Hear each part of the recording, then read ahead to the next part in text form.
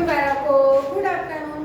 આજે આપણે આગળના તાસમાં આપણે પર્યાવરણના પાઠ 13 ના પ્રશ્નોના જવાબ પૂરા થઈ ગયા. પાઠ 13 આપણે પૂરો થઈ ગયો. આજે આપણે જોઈશું પાઠ 14 આપણો ખોરાક.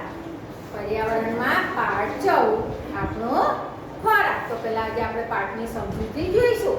તો પર્યાવરણની ચોપડી ખોલવાની છે અને પાઠ 14 પાના નંબર છે 95 પર. પાના નંબર 95 પર પાઠ 14 આપ્યો છે ને એ બધાએ ખોલવાનો છે પાઠ. તો પહેલા આપણે જોઈએ, આ બાજુ બે ચિત્રો આપ્યા છે. એક બાજુ કોનું છે?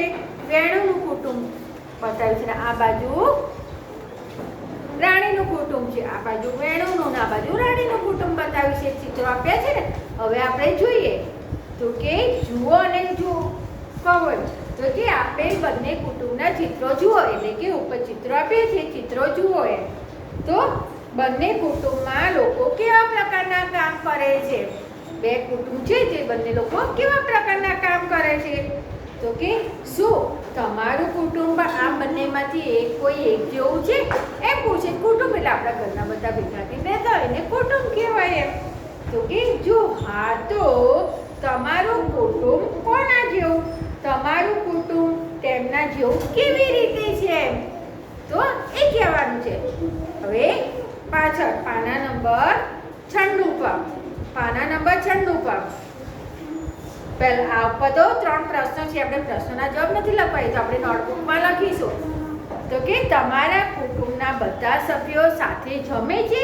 જો ના તો કે કેમ?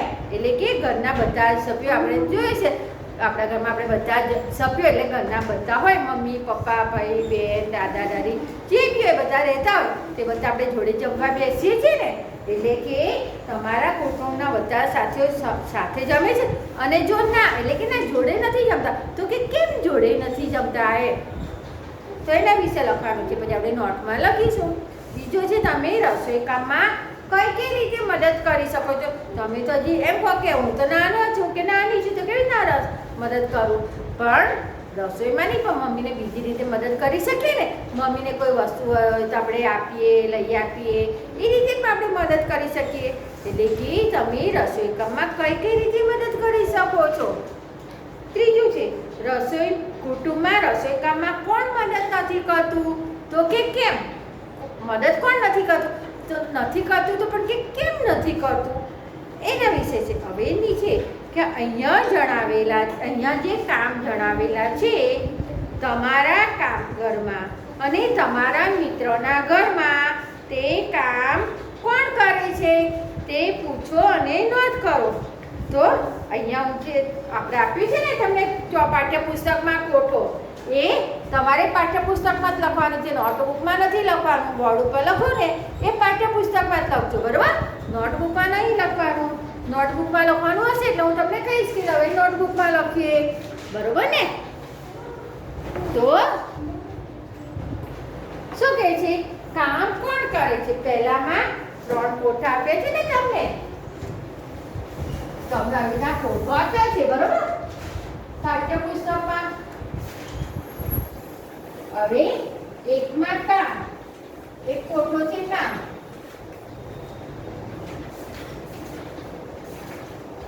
પછી કામ કોણ કરે છે? કામ કોણ કરે છે? એમાં તમારા ઘરમાં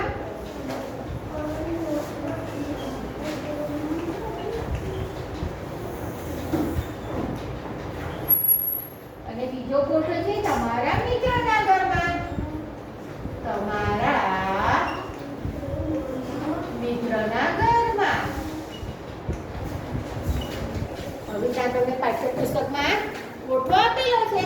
તો હવે હું અહીંયા લખું કે જો રસોઈ બનાવી. હવે કામમાં હું અહીંયા તમને આપેલું જ છે તો પાઠ્યપુસ્તકમાં, એટલે હું અહીંયા કામનું નામ નથી લખતી, બરાબર?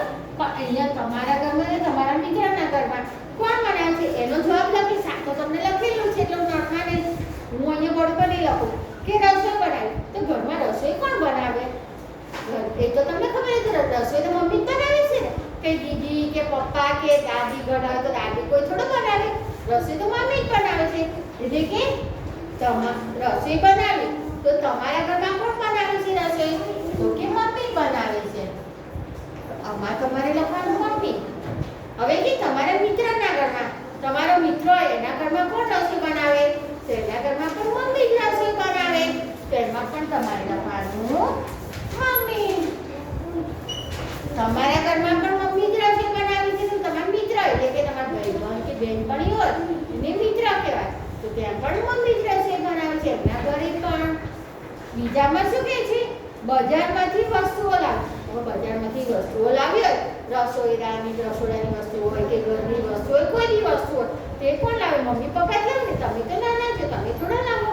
તો કોણ લાવે છે? બજારમાંથી વસ્તુઓ કોણ લાવે છે તમારા ઘરમાં? તો કે મમ્મી પપ્પા લાવે છે. કોણ લાવે છે? Mummy papa. તમારા ઘરમાં વસ્તુઓ કોણ લાવે છે? મમ્મી પપ્પા લાવે છે. હવે તમારા મિત્રના ઘરમાં વસ્તુઓ કોણ લાવે છે? તો કે અમારા મિત્રના ઘરમાં પણ વસ્તુઓ મમ્મી પપ્પા જ લાવે છે. Mummy papa. હવે ત્રીજું કે કચરો વાળો. તમારા ઘરમાં કચરો કોણ વાળે છે? તો કે મમ્મી વાળે છે. તમારા ઘરમાં કચરો કોણ વાળે છે? તો કે મમ્મી વાળે છે. અને તમારા મિત્રના ઘરમાં, તો કે મિત્રના ઘરમાં મમ્મી પણ વાળે છે અને બેન પણ વાળે છે. મોટી બેન છે તો મોટી બેન પણ કચરો તો વાળે ને. એટલે કે મમ્મી અને બહેન. મમ્મી અને બહેન. મમ્મી અને બહેન વાળે છે મિત્રના ઘરમાં. પછી કે વાસણો સાફ કરવા. વાસણો સાફ કરવા. તો તમારા ઘરમાં વાસણો કોણ સાફ કરે છે? તો કે અમારા ઘરમાં વાસણો કામવાળી બાઈ. કામવાળી બાઈ. કામવાળી બાઈ એટલે જે કામ કરતા હોય. આપણે ઘણાના ઘરમાં મમ્મીથી ના કામ થતું હોય કે બહુ કામ રહેતું હોય ને કરે તો શું કરે?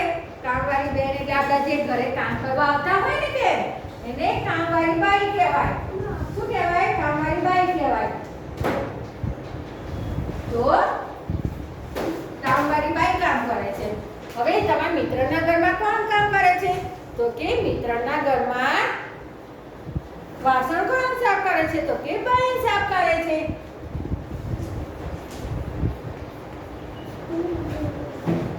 તમારા ઘરે વાસણ સાફ કરવા માટે, વાસણ ઘસવા માટે કામવાળી બેન આવે છે અને તમારા મિત્રના ઘરે તેની બહેન આવે છે. પાણી ભરવું. તો પાણી ભરવાનું હોય ને તો પાણી ભરો. તો પાણી કોણ ભરે છે તમારા ઘરમાં? તો કે મારા ઘરમાં પપ્પા ભરે છે. પપ્પા. મારા ઘરમાં પપ્પા પાણી ભરે છે. અને મિત્રના ઘરમાં તેના મમ્મી અને બેન પાણી ભરે છે. મમ્મી અને બહેન. મમ્મી અને બહેન પાણી ભરે છે. પછી કે હવે તમે 5 આપ્યા છે. રસોઈ બનાવી, બજારમાંથી વસ્તુઓ લાવી, કચરો વાળવો, વાસણો સાફ કરવો, પાણી ભરવું. હવે 3 ખાના આપે છે. 3 ખાનામાં આપણે જાતે લખવાનું છે કામ. તો હવે શું લખવાનું છે? ભણવાનું. ભણવાનું. તો અહીંયા લખીશું ભણવાનું. તો તમારે પણ અહીંયા લખવાનું છે ભણવાનું. હવે ભણવાનું. તો કે તમારા ઘરમાં કોણ કરે છે? ભણે છે. તો કે હું ભણું છું. તમારા ઘરમાં કોણ ભણે છે? તો કે હું ભણું છું. હું એટલે આપણે પોતે. અને મિત્રના ઘરમાં તો કે મિત્ર અને તેનો ભાઈ. મિત્ર અને તેનો ભાઈ. મિત્ર અને તેનો ભાઈ. એટલે કે ભણવાનું કામ કોણ કરે છે? તો કે મારા ઘરમાં હું ભણું છું અને મારા ભાઈબંધના ઘરમાં મિત્ર એટલે કે મારો ભાઈબંધ અને તેનો ભાઈ ભણે છે. એમ કે રમવું. હવે રમવાનું કામ કોણ કરે છે? તો કે રમવાનું હું અને મારો ભાઈ. રમવાનું કામ કોણ કરે છે તમારા ઘરમાં? તો કે હું અને મારો ભાઈ. હું અને મારો ભાઈ. અને તમારા મિત્રના ઘરમાં કોણ કરે છે? તો કે મારો મિત્ર અને તેનો ભાઈ. મારો મિત્ર અને તેનો ભાઈ. તેનો ભાઈ. કે રમવાનું કામ કોણ કરે છે તમારા ઘરમાં? તો કે મારા ઘરમાં હું અને મારો ભાઈ રમીએ છીએ અને મારા મિત્રના ઘરમાં મારો મિત્ર અને તેનો ભાઈ રમે છે. હવે ત્રીજામાં શું કે છે? મહેમાનો સાચવ. આપણે કે કોઈ મહેમાન આવે તો આપણે કોણ સાચવે છે? તો મહેમાનો સાચવવા. મહેમાનો સાચવવા. તો કે તમારા ઘરમાં કોઈ મહેમાન આવે તો મહેમાનને કોણ સાચવે છે? તો કે ઘરના બધા. મારા ઘરમાં તો કે ઘરના બધા. અને તમારા મિત્રના ઘરમાં મહેમાનને કોણ સાચવે છે? તેમાં પણ કે ઘરના બધા લોકો મહેમાનને સાચવે છે. ઘરના બધા. ઘરના બધા સાચવે છે. ફરી આપણે જોઈએ એટલે કે કામ.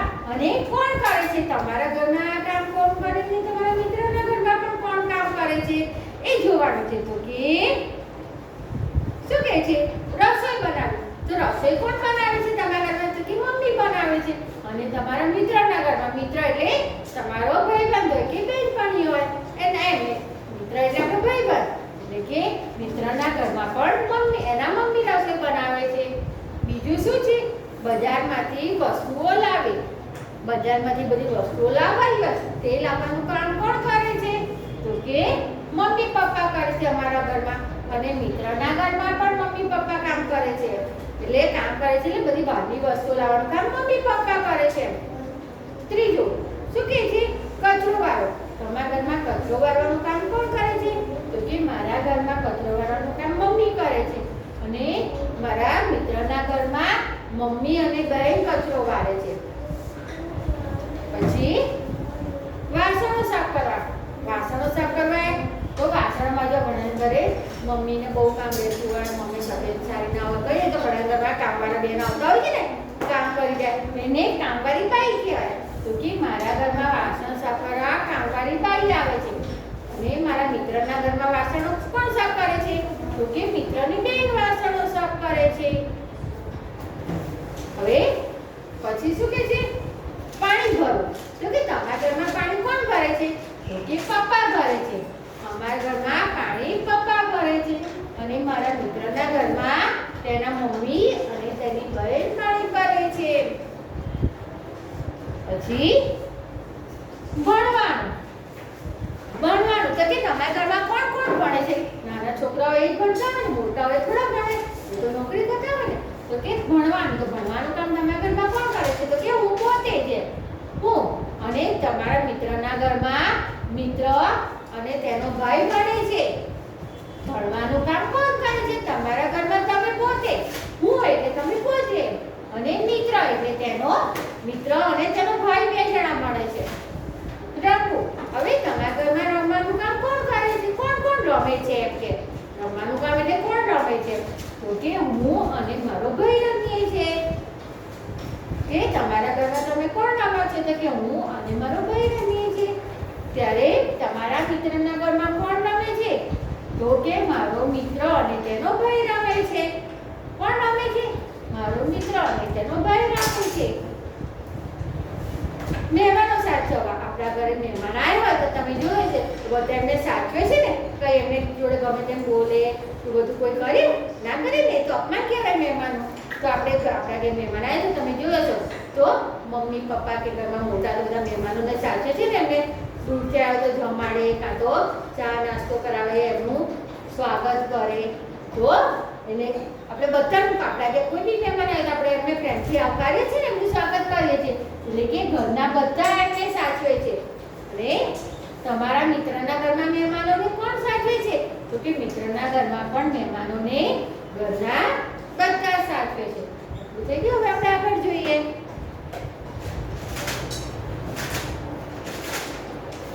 હવે આગળ જોઈએ.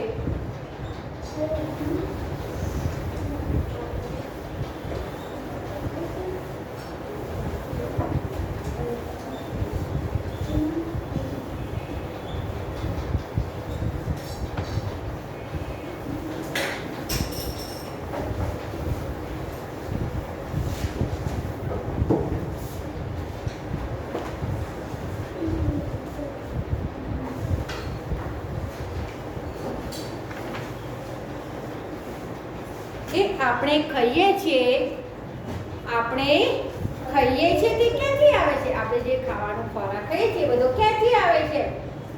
તો શું કહે છે? નીચે કેટલીક વાનગીઓના નામ આપ્યા છે. થોડા નામ વધારે નામ યાદીમાં ઉમેરો. ઉમેરો એટલે કે એમાં આપણે લખીશું જે ખાલી ખાના છે એમાં. તો કે જે વસ્તુ છોડ, વૃક્ષ અને વનસ્પતિમાંથી મળે છે ત્યાં શું કરવાનું છે? લીલો કલર.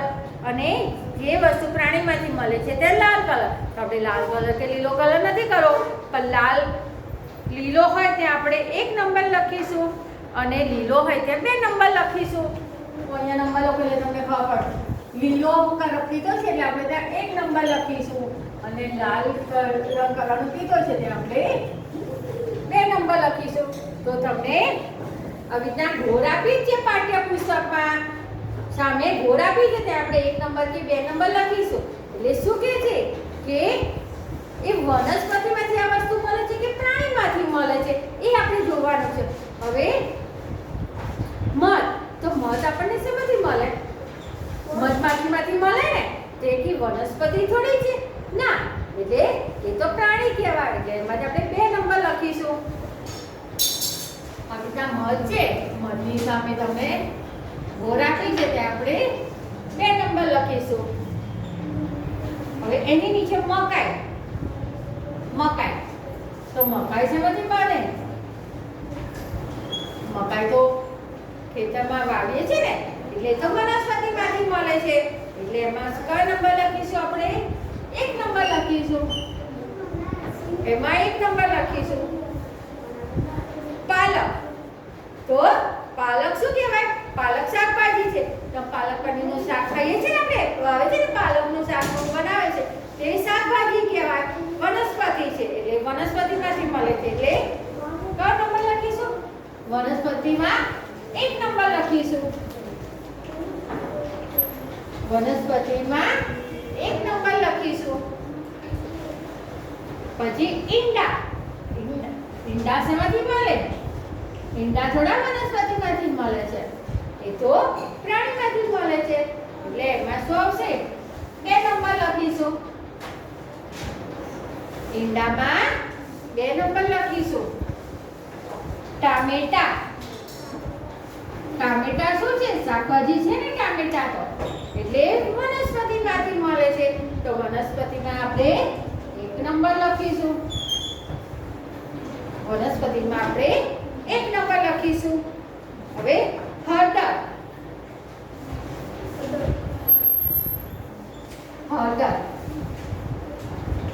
તો હળદર શું છે? વનસ્પતિ છે. અત્યારે તમે જોયું મમ્મી શાક બનાવતી હોય, દાળ બનાવતી હોય, રસોઈ બનાવતી હોય તેમાં તમે જોયું છે હળદર પીળા કલરની હળદર હોય છે. અને અત્યારે શિયાળામાં લીલી હળદર પણ ખાઈએ છીએ. તે હળદર શેમાં આવે છે? વનસ્પતિમાં. તો વનસ્પતિમાં આપણે કયો નંબર આવશે? 1 નંબર આવશે. દૂધ. દૂધ શેમાંથી મળે છે? દૂધ શેમાંથી મળે? દૂધ તો ગાય ભેંસ આપે છે ને, તેને શું કહેવાય? પ્રાણી કહેવાય. તો એ શેમાંથી મળે છે? 2 નંબર.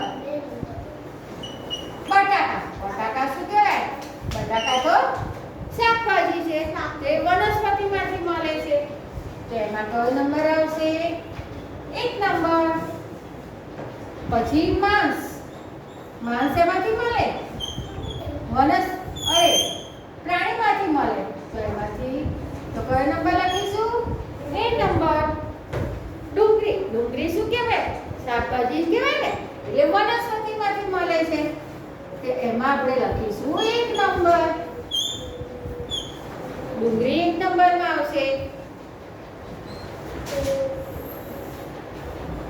પછી માછલી. તો માછલી શું કહેવાય? માછલી શું કહેવાય? પ્રાણી કહેવાય. તો ત્યાં શું લખીશું? પ્રાણીમાં ત્યાં 2 નંબર લખીશું. લીંબુ. લીંબુ શું છે? વનસ્પતિ. ત્યાં 1 નંબર લખીશું. અજમો. અજમો પણ વનસ્પતિ કહેવાય. તો એમાં પણ આવશે 1 નંબર. કેળા. તો કેળા આપણે કહીએ છીએ ને, એ વનસ્પતિ છે, એટલે એમાં 1 નંબર લખીશું. રાઈ.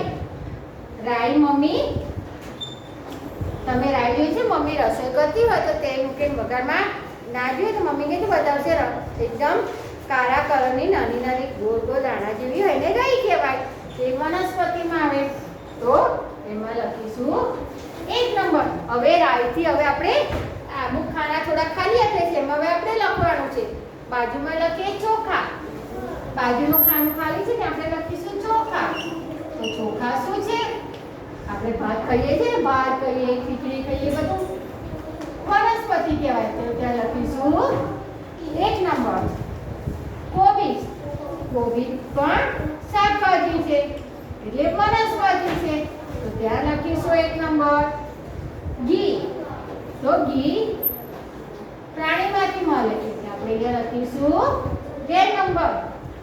દહીં. તો દહીં પણ પ્રાણીમાંથી, દૂધમાંથી દહીં બને ને, એટલે ત્યાં લખીશું 2 નંબર. મરચાં.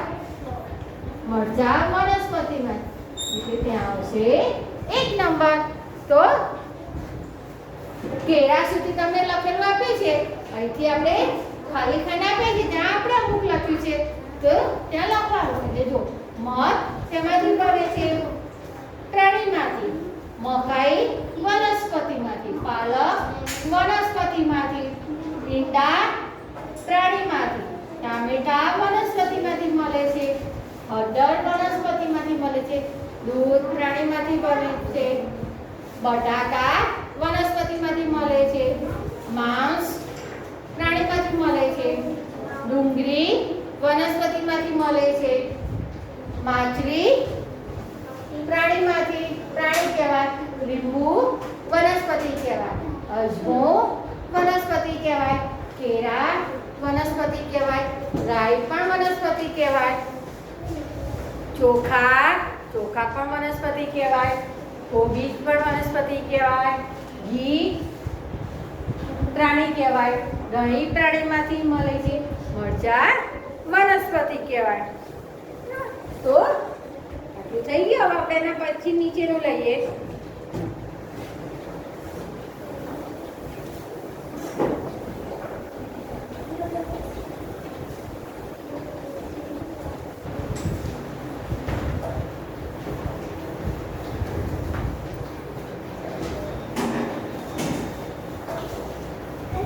શું કહે છે કે ઈજાદ વિચારો અને લખો કે તમે બીમાર પડો ત્યારે વનસ્પતિમાંથી કઈ દવા લો છો, એ લખવાનું છે આપણે. કે તમે બીમાર પડો ત્યારે વનસ્પતિમાંથી કઈ દવા લો છો એમ. તો એના વિશે આપણે લખીએ. ઈજા થાય ત્યારે, પહેલું છે ને ઈજા થાય ત્યારે, એ પાઠ્યપુસ્તકમાં તમને સામે ખાનું આપ્યું છે ને, એ નામ આવે ને તો નાના અક્ષરે લખજો, એટલે 2 લાઈનમાં લખી નાખવાનું. ઈજા થાય ત્યારે. તો ઈજા થાય ત્યારે શું કરશો તમે? તો ત્યારે શું કરશો? તો કે હળદરવાળું દૂધ પીવું. હળદરવાળું દૂધ પીવું. હળદરવાળું દૂધ પીવું અને ઈજા થયેલ ભાગ પર હળદર લગાવી અને ઈજા થયેલ ભાગ પર હળદર લગાવવી.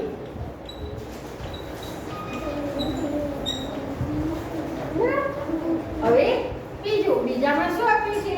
પેટમાં દુખાવો હોય ત્યારે. પેટમાં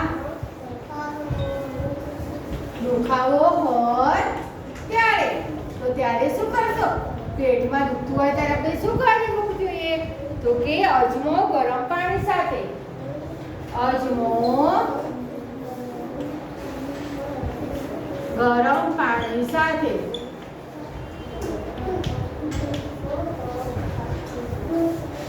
ત્રીજું, શરદી અને ઉધરસ હોય ત્યારે.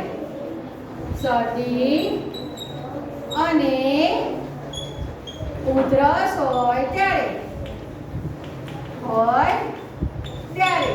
શરદી અને ઉધરસ હોય ત્યારે શું કરવું જોઈએ? તો કે તુલસી અને આદુ તથા મધનો રસ. તુલસી, આદુ તથા મધનો રસ.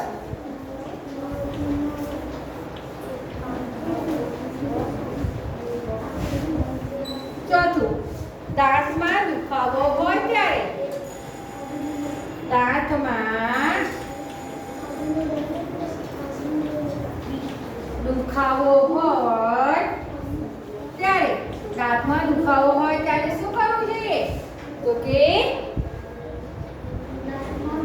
શેકેલું લવિંગ અથવા લવિંગનું તેલ.